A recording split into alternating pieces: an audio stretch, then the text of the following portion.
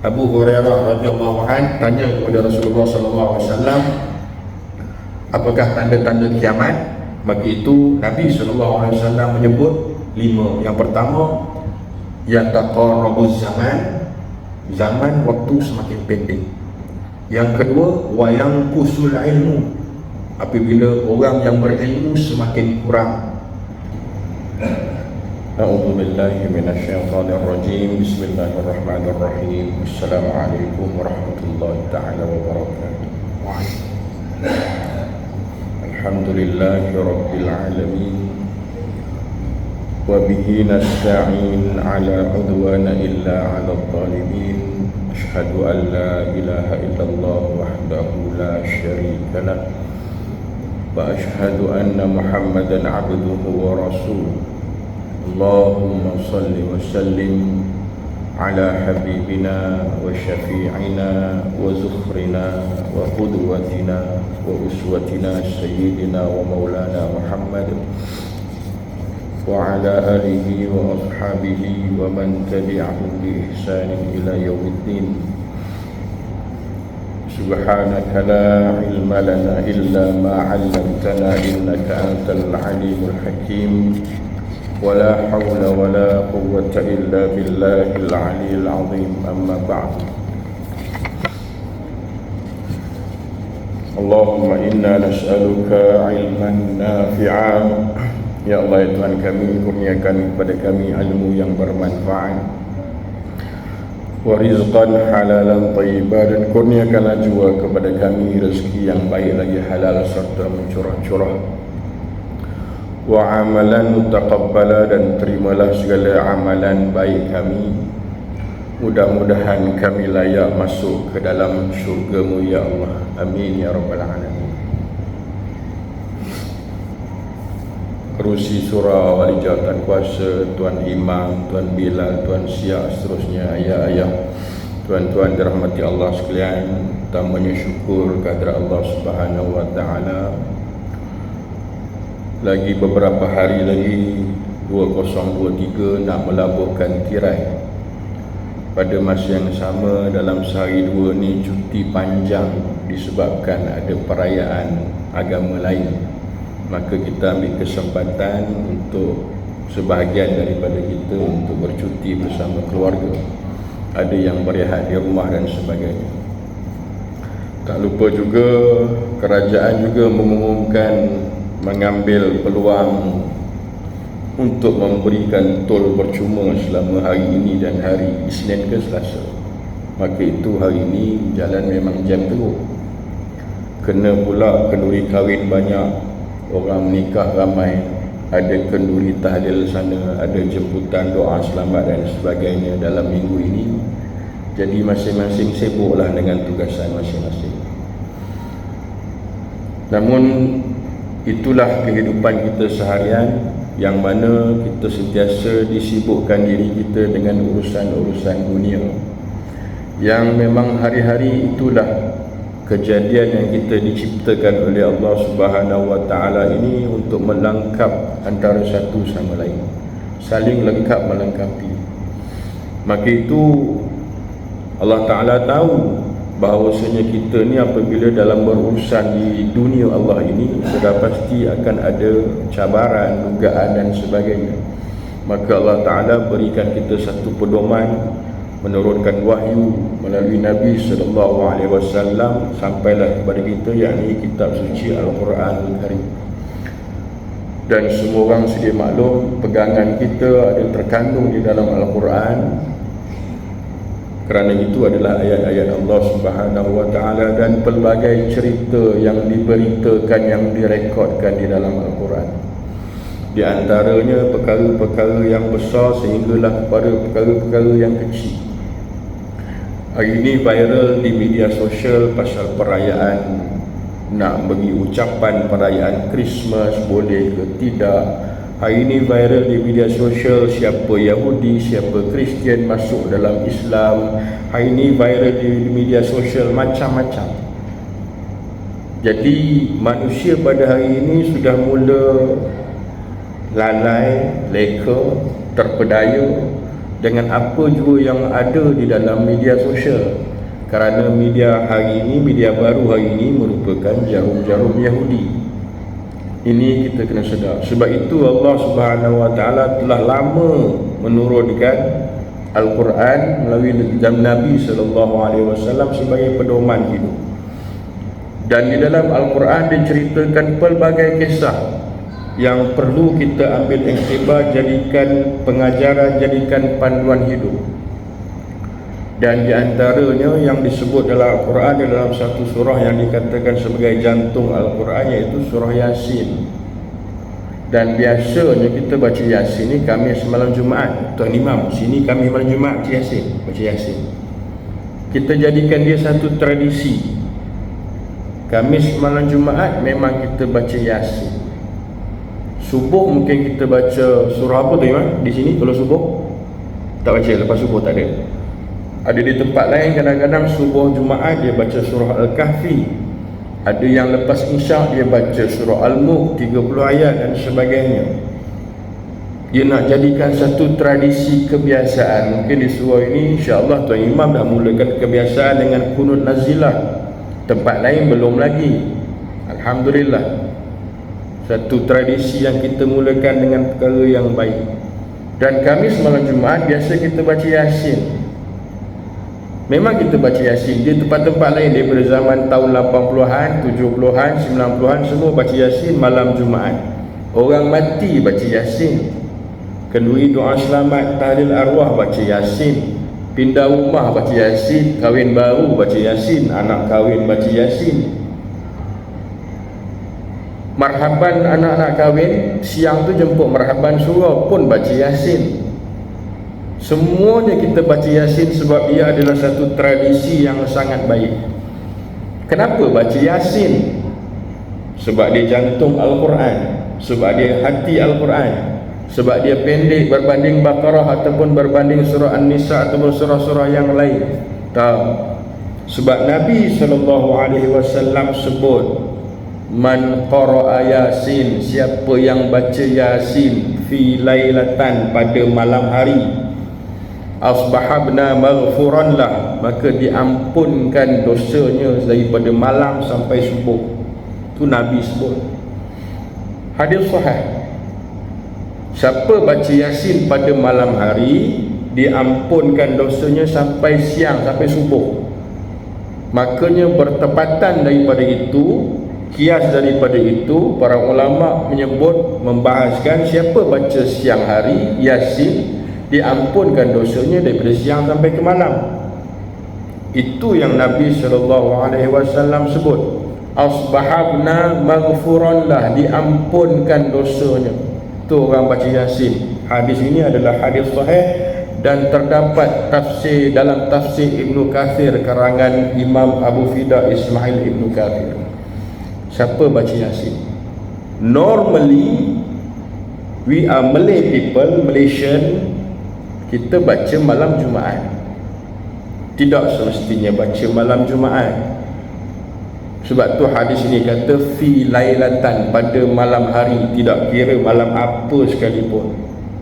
Tapi tradisi kita memang kita baca Yasin Khamis malam Jumaat. Zaman saya kecil, zaman ayah-ayah kecil mungkin, sampailah dewasa kita baca Yasin, ikut mak ayah datang surau masjid baca Yasin. Di sini amalkan tradisi baca Yasin daripada 30 tahun dulu, 25 tahun dulu sampai sekarang. Jadi tak payah buka dah surah ataupun kitab Yasin, kita dah mula hafal Yasin wal Quranil Hakim sampailah habis. Tak payah buka, sebabnya dah jadi satu tradisi. Cuba bayangkan ayah-ayah, tuan-tuan dirahmati Allah sekalian, kalau kita baca surah Al-Mulk tiap-tiap malam, rasa-rasa boleh hafal tak? Hafal. Sebab jadikan satu tradisi. Cuba baca hari-hari imam baca kunut nazilah, lama-lama kita ingat. Cuba baca surah Al-Baqarah, hari-hari kita ingat, sikit demi sikit, hari-hari kita ulang benda yang sama. Allahumma salli ala Muhammad. Yang pasti tidak semestinya pada malam Jumaat. Yang paling baik tiap-tiap malam. Tak sanggup seminggu sekali, tak sanggup sebulan sekali. Itulah kelebihan orang yang beriman, orang yang Islam, yang mempunyai kepercayaan terhadap Allah Subhanahu wa taala dan kitab sucinya, yang dia percaya bahawasanya ada satu surah iaitu jantung Al-Quran, surah Yasin yang hebat di dalam Al-Quran. Namun begitu, tuan-tuan dirahmati Allah sekalian, dalam Yasin ini banyak kisah, banyak cerita, banyak cereka rama yang Allah Ta'ala pertontonkan. Kadang-kadang kita baca tapi kita tak tadabbur, tidak. Kita tak menghayati apa yang terkandung dalam Al-Quran, khususiyah dalam surah Yasin. Dan dalam surah Yasin ada terkandung beberapa ayat tentang kiamat. Kiamat ni ada dua, satu kiamat kecil, satu kiamat besar. Ulama bahas kiamat kecil adalah matinya orang tersebut. Kiamat besar apabila ditiup sangkakala yang pertama sehingga dibangkitkan ditiup sangkakala yang kedua. Itu nama kiamat yang besar ataupun kiamat. Kenapa orang baca Yasin malam Jumaat? Kerana Nabi SAW sebut dalam riwayat Imam Muslim, turfa'u fihi a'mal, amalan seminggu akan diangkat pada petang Khamis. Wa yuhibbu an yurfa'a amali wa ana sha'im. Aku ni suka bila amalan aku diangkat petang Khamis itu aku sedang sha'im, berpuasa. Maka bila diangkatnya tukar shift buku, tukar shift weekly. Bila kita tukar shift, amalan itu diangkat pada hari Khamis petang, masuk saja waktu maghrib, buka buku baru, selesai solat maghrib, kita mulakan kita punya buku yang baru untuk mingguan dengan bacaan surah Yasin. Tujuan nak membersihkan diri, membersihkan hati, membersihkan qalbu kita, nak bermulanya kehidupan dalam tempoh seminggu yang baru. Itu yang Nabi SAW sebut. Nabi sebut, aku suka pahala aku diangkat ini, buku ini ditutup untuk minggu ini apabila aku sedang berpuasa. Bila orang azan aku buka puasa, kemudian aku salat, kemudian aku mulakan mingguan hidupku ini dengan surah Yasin. Nabi SAW sebut dalam hadis riwayat Muslim. Tuan-tuan yang dirahmati Allah sekalian, dalam surah Yasin terkandung akan cerita berkenaan dengan kiamat. Sahabat Nabi yang bernama Abu Hurairah radhiyallahu an bertanyakan kepada Nabi sallallahu alaihi wasallam, wahai Rasulullah, apakah tanda-tanda kiamat? Banyak hadis pasal kiamat ni ya tuan-tuan. Tapi Abu Hurairah tanya spesifik, wahai Rasulullah, apa tanda-tanda kiamat? Qala Rasulullah sallallahu alaihi wasallam, yataqarabuz zaman. Yataqarabuz zaman, satu. Yang kedua, Nabi sallallahu alaihi wasallam sebut wa yanqusul ilmu, dua. Yang ketiga, Nabi sallallahu alaihi wasallam sebut wa tazharul fitan. Yang keempat, wa yaqsulul haraj. Saya ulang balik. Nombor satu, Nabi SAW sebut yataqarabuz zaman. Yang kedua, Nabi SAW sebut wa yanqusul ilmu. Jadi 5. Yang ketiga, Nabi SAW sebut wa yulqasyuh. Yang keempat, wa tazharul fitan. Dan yang kelima, wa yaqsurul kharaj. Hari ini kita nak bincang pasal hadis Nabi SAW berkenaan dengan 5 perkara yang Nabi sebut dalam tempoh setengah jam lebih kurang. Nombor 1, Nabi SAW sebut yataqarabuz zaman. Tanda kiamat yang pertama apabila yataqarabuz zaman, ini artinya zaman ataupun waktu semakin singkat ataupun pendek. Tuan-tuan yang saya hormati sekalian, hari ini masa semakin pendek. Baru saja kita puasa, lagi beberapa bulan sudah nak masuk Ramadan. Hari ini sudah 10-11 Jamadil Akhir. Tak lama lagi Rajab, lepas Rajab Syaban, kemudian Ramadan. Tak sampai 3 bulan lagi nak masuk, lebih kurang lah. 80 hari lebih kurang.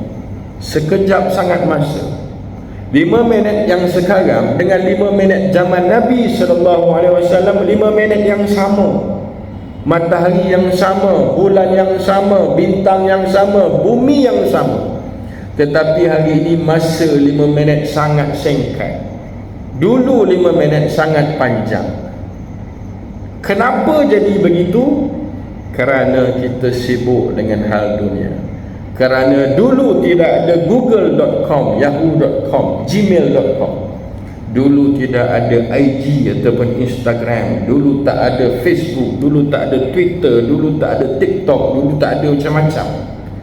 Sebab itu kita menyibukkan diri kita dengan perkara yang lain, sehingga kita rasa lamanya lah waktu itu nak habis. Hari ini sekali buka TikTok nak tengok ceramah, punyalah sekejap, tahu-tahu dah 3 jam. Orang surau sini memang suka tengok ceramah, tempat lain dia suka tengok benda lain. Allahumma salli ala Muhammad. Dulu kita budak-budak ni yang tengah duduk ni, zaman umur 10 tahun, 8 tahun, tahu-tahu sekarang anak dah 3, 4, 6, cucu 1 mungkin, 3, 5 mungkin. Dulu rambut hitam, sekarang sudah rambut putih. Sekejapnya masa. Maka benarlah apa Nabi SAW sebut. Yang pertama, yataqarabuz zaman. Masa ataupun waktu semakin pendek. Dulu anak 1 jumpa, selang lama tak jumpa, sekarang anak sudah 4. Dulu tak ada cucu, sekarang dah ada cucu. Dulu anak belum kahwin, belum dapat menantu, hari ini sudah ada jemputan, menjemput orang anak-anak kahwin. Baru lagi PRU, tak lama besok ada PRU. Masa itu semakin singkat. Baru saja berhutang, tahu-tahu dah cukup waktu kena bayar hutang. Itulah bezanya waktu dulu dengan waktu sekarang. Apabila waktu yang terasa panjang, apabila waktu datangnya bulan Ramadan, nak buka puasa tak rasa panjang, lamanya nak masuk waktu maghrib. Waktu itulah waktu orang tunggu waktu maghrib. Waktu sekarang orang tak tunggu maghrib, hujan ke apa orang tak ambil kisah. Cuba tengok bulan puasa, bersusun orang datang surau menunggu waktu maghrib, menunggunya waktu Ramadan masuk. Tunggulah dalam tempoh 80 hari lagi. Itulah bezanya. Apa yang berlaku hari ini, apa yang berlaku dulu, beza dari segi kecepatan masa itu. Maka benarlah apa kata Nabi SAW, yataqarabuz zaman. Zaman ataupun masa ataupun waktu yang semakin pendek. Allah sebut dalam Quran pasal masa ada 6. Waktu fajar Allah sebut wal fajri. Kemudian waktu subuh Allah sebut was-subhi idza tanaffas, wadduha waktu duha, waktu siang wan nahari idza tajalla, waktu asar wal asri, waktu malam wal laili idza yaghsha, wal laili idza saja. Banyak Allah sebut pasal masa. Tuan-tuan, number 1 pasal masa. Dunia tanda sudah kiamat sudah hampir, kerana yang pertama adalah masa, is about time, pasal waktu. Maka itu saya menyeru diri saya dan ayah-ayah sekalian, kita curi masa. Kita pagi bangun nak pergi kerja tu yang bekerja lah, start enjin kereta ke, start motor ke, sementara nak tunggu enjin panas tu, kat situlah kita istighfar. Curi masa. Sebelum nak pergi start masuk gear 1 tu, istighfar dulu 10 kali, selawat dulu 10 kali, Fatihah dulu 2-3 kali. Curi masa. Atas motor tu jangan duk dengar muzik, jangan duk sibuk sangat, istighfar banyak-banyak. Curi masa. Kerana bila kita sampai di pejabat, sampai di office, kita sibuk dengan urusan-urusan kita. Bila sampai di rumah, kita sibuk dengan urusan isteri, urusan anak, urusan kita. Urusan kita dengan Allah kita lupa, sebabnya kita hari-hari ini kita menyibukkan diri. Maka itu saya mengajak diri saya dan tuan-tuan sekalian, curi masa. Sekali lagi nak balik ni, lepas main isyak dengan start motor kan, tengah berborak-borak, start motor masuk lagi satu, astagfirullah, sampai rumah, astagfirullah. Curi masa. Sebelum tidur, sebelum lelap, pejam mata nak lelap tu, bini duk bebel kat sebelah tu, tutup mata sekejap, astagfirullah, 5 minit. Bacalah apa yang tahu sekalipun, apa yang dihafal, apa yang teringat dalam kepala. Curilah masa. Tiba-tiba rasa mata tu segar, witirlah, bacalah Quran, buatlah apa yang patut. Curi masa. Kerana Nabi SAW dah sebut, ya taqarrabuz zaman, masa dah semakin pendek. Mati anytime. Tengah tidur boleh mati, tengah bawa kereta, bawa motor boleh mati. Hari ini virus sudah kembali beraksi. Jabatan Kesihatan Negeri, Jabatan Kementerian Kesihatan buat keluar macam-macam fatwa. Tanda akhir zaman sudah dekat, kiamat sudah menghampiri. Nabi dah beritahu ini adalah tanda-tandanya. Jangan ceritalah pasal Dajjal, jangan ceritalah pasal Imam Mahdi, tak usah cerita benda tu. Ni berkaitan dengan diri kita, masa kita, anak kita daripada umur kecil sampai sekolah rendah, sekarang sekolah menengah, masuk universiti, nak kahwin. Masa kita tu, dulu rambut kita hitam, sekarang putih, dah tahu inai pula jadi merah. Masa is very important. That is nombor 1. Ambil manfaat daripada masa, banyak istighfar, banyak selawat. Di pejabat, cuba curi masa solat duha, baca Quran siang malam, wirid sikit sebelum tidur. Kalau dapat tahajud malam cuti, tahajud, solat taubat, apa yang patut buatlah. Kerana it's about time, sudah sampai masa. Kerana apa? Kerana bila kita mati, bila kita menghadap Allah Subhanahu wa taala di yaumul mahsyar, Allah akan tanya kita. Soalan ini adalah soalan confirm yang Allah akan tanya semua makhluk yang bernama manusia. Apakah soalannya? An umrihi fima afnah. Allah tanya kepada kita, kemana umur engkau sewaktu engkau berada di dunia ataupun bumi aku? Sewaktu engkau ada umur, aku beri engkau umur 60 tahun, 50 tahun, 70 tahun, 80 tahun. Engkau buat apa dengan umur engkau di dunia? Ini soalan yang confirm Allah akan tanya seluruh makhluk yang bernama manusia. Maka itu jawapannya pun ada dalam Quran. Kalau sibuk sangat dengan hal dunia, kalau sibuk sangat dengan urusan seharian sampai lupa akan Allah, lupa nak buka Quran, lupa nak selawat ke atas Nabi SAW, maka Allah sebut dah jawapan dia ada dalam Quran. Jawapan dia, akhazna baghtatan fa idza hum mublisun. Maka aku beri kau keseronokan dunia, aku sibukkan kau dengan hal dunia, maka tiba-tiba akhazna baghtatan, aku sentap nyawa kau. Fa idza hum mublisun, maka matilah engkau dalam keadaan tercengang-cengang. Tuan-tuan, jangan main-main. Allah sebut dah dalam Quran soalan, Allah sebut jawapan dalam Quran. Maka itu selalu-selalulah kita buka Quran, tafsir Quran, Tuan Imam ada boleh tanya apa artinya ini, apa artinya itu, kita tadabbur sama-sama. That is number 1. Number 2, Nabi SAW sebut wayang kusul ilmu. Artinya orang yang berilmu semakin kurang. Kata pujangga orang Arab, al-ilmu diddu jahil. Ilmu kata lawan bagi jahil. Ilmu semakin tinggi, jahil semakin kurang. Semua orang tahu. Saya nak tanya kepada tuan-tuan sekalian, hari ini orang ramai berilmu atau ramai yang jahil? Ramai berilmu atau ramai yang jahil? Ramai yang jahil. Tak percaya, tengok dalam media sosial. Berapa ramai yang seronok tengok live macam-macam. Live dia menjual tu tak salah. Live dia cerita kehidupan dia, live pasal politik, live pasal itu, live pasal mengata sana, mengata sini. Tengok followers dia, tengok like dia berapa ramai. Berbanding dengan ustaz yang pagi-pagi mengajar kuliah subuh, macam saya ni mengajar kuliah maghrib, berapa ramai yang tengok. Tengok kat rumah kita tengok. Tengok followers ustaz-ustaz yang besar-besar. Tengok followers Syekh Mutawalli Sya'rawi Mutawalli, Imam Abdul Rahman Sudais, berapa follower dia.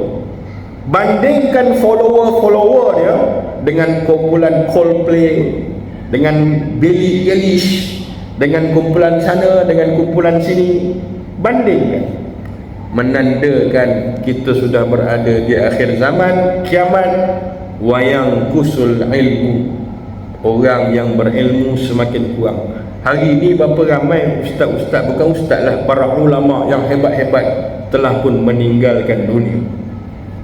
Makin lama makin kurang.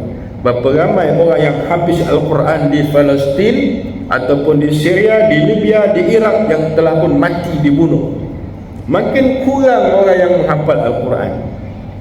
Sampai ke dalam satu kitab ulama membahas dalam satu karya, kalau sekiranya ada seorang yang tidak menghafal Al-Quran mewakili satu karya tersebut, maka berdosalah satu karya itu. Sampai ulama besar cakap macam tu, sampai buat pula fatwa macam tu, nak memeliharanya Al-Quran dalam jiwa manusia. Kerana ini adalah sanad yang diturunkan melalui Allah kepada, melalui Jibril kepada Nabi SAW. Kalau kita tak pelihara, siapa lagi nak pelihara Al-Quran? Bayangkan, hari ini ilmu menjadi keutamaan. Sebab itu di mana-mana dasar politik negara ke, negeri ke, kerajaan Zimbabwe ke, Burkina Faso ke, mana ke, nombor satu adalah education, pendidikan. Sama macam kita utamakan anak kita, cucu kita, pendidikan. Baru bila ada pendidikan, barulah ada masa depan. Itu yang kita harapkan. Berapa ramai anak-anak tahfiz sekarang yang belajar berbanding dulu? Berapa ramai guru-guru pondok sekarang yang sudah mula lenyap dari segi waktu, dari segi usia, di mamah usia dan sebagainya? Berapa ramai yang mengganti? Berapa ramai yang boleh baca kitab hadis 40? Berapa ramai yang boleh tafsir Al-Quran? Tak ramai dah sekarang. Kerana ilmu semakin berkurang, orang jahil semakin tinggi, semakin ramai. Ini masalah. Dan benarlah kata Nabi SAW, wayang kusul ilmu, orang yang berilmu semakin kurang, orang yang jahil semakin ramai. Nombor 2. Nombor 3, Nabi SAW sebut wayul qasyuh. Piramli faham hadis ni. Piramli buat satu cerita, nama dia Labu Labi, dan tuannya adalah Haji Bakhil, Haji Bakhil bin Lebay Kedekut. Haji Bakhil anak dia, isterinya Labu dan Labi. Yalah cerita tu. Haji Bakhil bin Lebay Kedekut. Dia adalah bakhil, anak kepada Lebay Kedekut. Bakhil ini bahasa Arab, kedekut ni bahasa Melayu. Hebatnya Piramli, dia buat Bakhil bin Lebay Kedekut. Dia ni betul-betul musibah dia orang ni, nak bagi tahu kedekut yang amat. Ni Piramli, Bakhil, kedekut. Maknanya hak dia tak nak bagi kat orang. Nampak tak? Cikgu datang ke orang nak jumpa dengan Haji Bakhil, isterinya kematian, nak minta sedekah. Orang tua tak boleh minta duit banyak, tak boleh, RM1 je dia bagi. Itu Piramli. Cuba Cikgu Murni datang, budak-budak lah kena tukang duit, dia bagi RM1,000, 2 ikat, 3 ikat dia bagi. Itu Piramli. Nabi SAW sebut wayul qasyuh. Syuh ni lagi teruk daripada bakhil, lagi teruk, yang aman daripada bakhil. Kedekut dah satu hal, tak hidung masin. Bakhil satu hal, hak dia tak bagi ke orang, keduri tak jemput, makan-makan tak ada, nak sedekah jauh sekali. Syuh ni satu sifat, bukan saja dia tak nak bagi ke orang, hak orang dia ambil. Ni ramai sekarang. Berapa ramai hak orang dia ambil. Contohnya canvasser, influencer, pempengaruh. Hak orang ni dia dah tengok, dibayar, hak orang dia ambil. Berapa ramai yang minta sedekah, sumbangan dan sebagainya, sebahagiannya 20%, 30% dia ambil. Ini syuh, bukan bakhil. Lagi teruk daripada bakhil, lagi teruk daripada haji bakhil bin lebay kedekut. La ilaha illallah. Piramli tahu dah ni berpuluh tahun dulu. Maka benarlah apa kata Nabi sallallahu alaihi wasallam, wa yulqasyuh, kasih kepada dunia, hubbud dunia, sayang kepada dunia, maka hak dia tak nak bagi ke orang, kemudian hak orang pula dia ambil. Ini ramai. Allah sebut dalam Quran, buka Quran, dalam surah Al-Ma'un, ara'aital ladzi yukadzibu bid-din fadzalikal ladzi yad'ul yatim wa la yahuddu 'ala ta'amil miskin fawailul lil musallin alladzina hum 'an salatihim sahun walladzina hum yura'un wa yamna'una al-ma'un. Surah Al-Ma'un, Allah sebut dalam Quran, ara'aital ladzi yukadzibu bid-din, tahukah kamu wahai manusia siapa yang mendustakan agama? Fadzalikal ladzi yad'ul yatim, orang yang menindas, orang yang zalim kepada anak yatim. Wala yahuddu 'ala ta'amil miskin, dan menzalim kepada anak yatim, lepas tu tak bagi makan pula pada orang miskin, ambil hak orang miskin. Berapa ramai NGO yang kecil-kecil ni buat kumpul duit nak bagi-bagi pada Palestin. Berapa ramai, berapa persen pula dia ambil. Saya tidak menuduh, ini realiti hakikat yang berlaku. Tuan Imam tadi doa kita ni, Gunung Nazilah minta selamat sahabat kita, seperjuangan kita di Palestin, tapi orang kita bersifat syuh yang Nabi SAW sebut. Ayah-ayah, tuan-tuan yang dirahmati Allah sekalian, jauhkan diri daripada kedekut, daripada bakhil, daripada syuh. Ramai dah manusia begini kerana ini adalah tanda ketiga yang Nabi sebut, kita berada di ambang sudah nak kiamat. Yang ketiga, syuh. Yang keempat, watazharul fitan, apabila fitnah berleluasa. Hari ini fitnah banyak. Betul, fitnah banyak, berkata-kata dalam media sosial. Tengok apa yang berlaku. Saya heran, zaman kita lah, zaman saya umur sebelum tahun 2000 lah, tak ada benda-benda ini lah, gadget ni kan. Zaman-zaman ayah-ayah lagi lama, tahun 80-an, tahun 70-an, tahun 90-an mungkin, tak ada gadget-gadget telefon ni. Hidup kita tak ada masalah, tak ada timbul isu-isu fitnah ni, sebab perkara tu lambat nak sampai. Hari ini dia sebut A, sampai di sini A, B, C, D, E, F, sebab keluar di media sosial. Salah sikit saja, salah sebutan, salah huruf, salah erti, salah makna, sudah dikategorikan sebagai fitnah. Orang pula menyebarkan, bukan nak menyebarkan risalah, bukan nak menyebarkan dakwah, tapi menyebarkan fitnah. Dan sebahagian, bukan sebahagian, ramai manusia di Malaysia ni terima bulat-bulat, mudah sangat. Kerana apa? Kerana nombor 2 tadi, wayang usul ilmu tak ada. Maka benar yang keempat ni, watazharul fitan, fitnah berleluasa, nak menyelamatkan diri masing-masing. Kenapa fitnah? Yang pertama, nak menyelamatkan diri. Yang kedua, nak pastikan diri ini diangkat berbanding orang lain. Yang ketiga, nak merosakkan orang yang difitnah. Itu tujuan fitnah. Sebab itu fitnah itu yang orang semua tahu, kita sebut di luar tu, dosanya lebih besar daripada membunuh. Itu yang kita war-warkan, kita sibukkan. Sebab mulut, kerana mulut badan binasa. Macam-macam fitnah keluar. Kalam ini yang disebut ini merosakkan pemikiran manusia. Ini namanya fitnah. Di kalangan keluarga pun ada fitnah. Adik-beradik, yang ini pak saudara, anak menakan, pun ada fitnah. Apatah lagi melibatkan politik, tu secerita lah.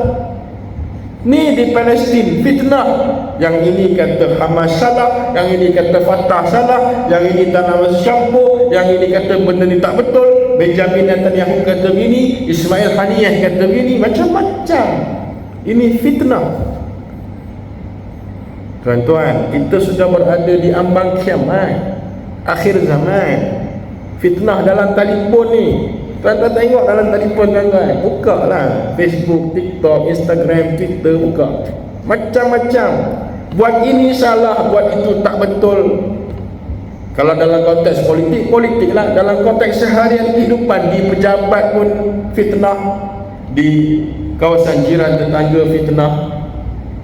Tuan-tuan, ada satu hadis Nabi SAW, Nabi sebut, barang siapa yang tidak menjaga hati jiran tetangga, tak jaga hati jiran tetangga, merosakkan hubungan jiran tetangga, dibangkitkan di padang mahsyar dalam keadaan tidak ada tangan, tidak ada kaki.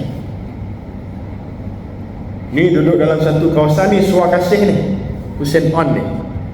Jagalah jiran tetangga. Kerana Nabi sebut watazharul fitnah berleluasa. Jaga. Jangan buat cerita, jangan buka cerita, jangan sibuk nak cerita hal orang. Jagalah diri masing-masing. Abadikanlah diri ini kepada Allah, kepada Nabi SAW. Sibukkanlah perkara dengan sunnah-sunnah Nabi SAW. Jangan sibuklah hal orang lain, kerana boleh mendatangkan fitnah. Sebab Nabi sendiri sebut. Dan yang terakhir, Nabi SAW sebut wa yaqsurul kharaj. Wa yaqsurul kharaj, pembunuhan berleluasa. Bukan hari ini, bukan semalam, bukan tahun lepas, dah beratus tahun perkara yang di Palestin, di tebing Gaza berlaku. Bukan sekadar di Palestin, tapi di China, Uighur pun berlaku. Bukan sekadar di China, daripada zaman Mindanao, daripada Filipina, dulunya Islam, sekarang sudah jadi negara kafir, telah pun berlaku. Daripada Rusia, Ukraine dan sebagainya sedang berlaku.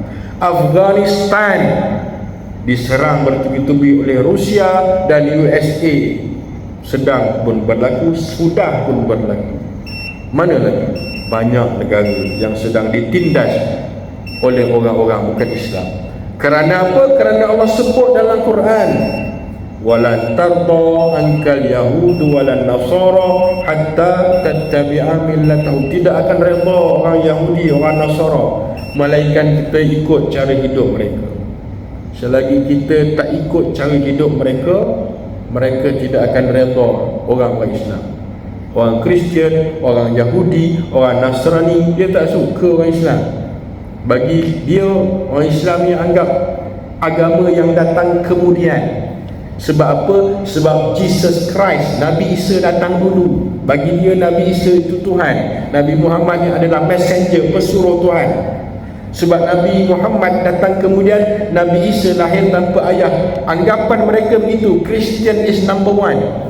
Bagi orang Nasrani lain pula, bagi orang Yahudi lain pula, New Testament lain pula, Old Testament lain pula. Ini masalah dari segi agama.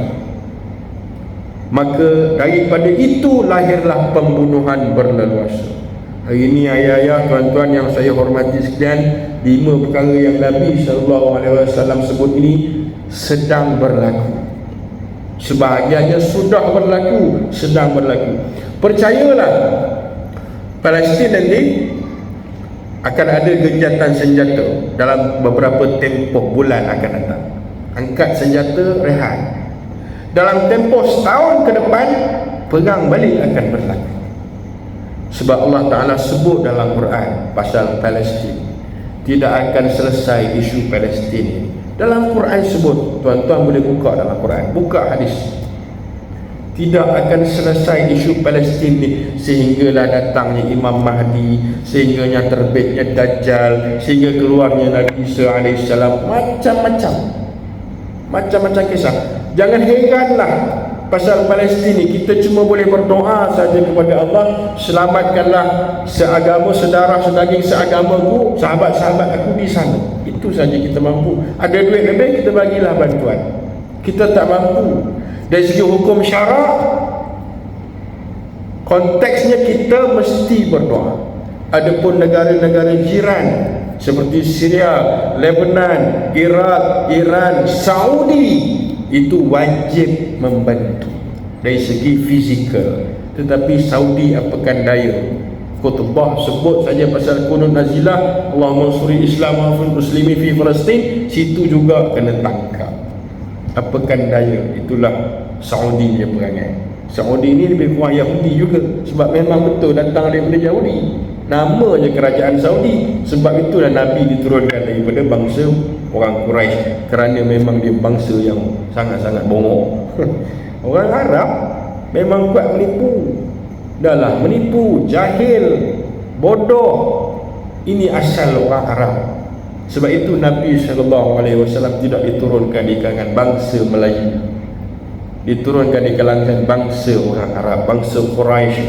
Kerana pada waktu itu sampai hari ini memang orang Saudi, orang Quraisy, orang Arab bangsa yang degil, yang jahat, yang bodoh, yang tak sekolah. Pergi orang Arab memang tipu. Tanya travel agent nak buat umrah, nak buat haji, mohon visa dengan kedutaan Arab Saudi di Jalan Ampang, punya lama nak menunggu. Masuk kerja pukul 11, pukul 1 balik, masuk balik pukul 3, pukul 4 balik. Itulah perangai orang Arab. Allah SWT. Saya baru balik daripada Madinah. Orang Arab sana bila datang musim sejuk, mula datang ramai-ramai, sibuk bertempiaran di padang pasir, cari rumput, duduk minum dan sebagainya. Musim sejuk, perempuan mula keluar. Inilah perangai orang Arab. Bila panas sehari tak mau datang, masjid pun tak pergi. Sedangkan kita pergi ke sana nak cari Masjidil Haram, nak cari Masjid Nabawi, nak pergi Masjid Quba, nak pergi Masjid Qiblatain, nak seronok nak tengok sejarah-sejarah Nabi SAW, dia tak ada kisah. Inilah perangai orang Arab. Allahumma shalli ala Muhammad. Tuan-tuan dirahmati Allah sekalian, saya ulang 5 perkara yang Nabi sebut. Abu Hurairah radhiyallahu an tanya kepada Rasulullah sallallahu alaihi wasallam, apakah tanda-tanda kiamat? Maka itu Nabi SAW menyebut 5. Yang pertama, yataqarrabuz zaman, zaman waktu semakin pendek. Yang kedua, wayang kusul ilmu, apabila orang yang berilmu semakin kurang.